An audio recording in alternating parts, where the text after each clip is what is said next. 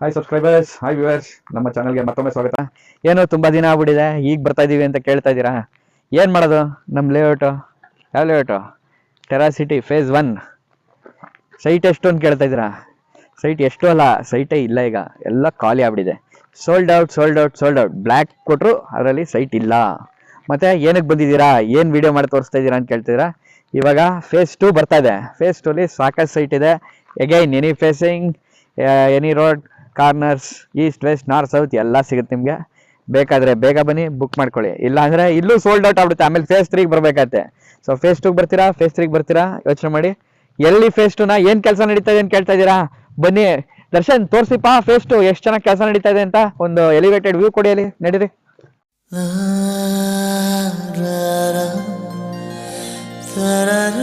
ರ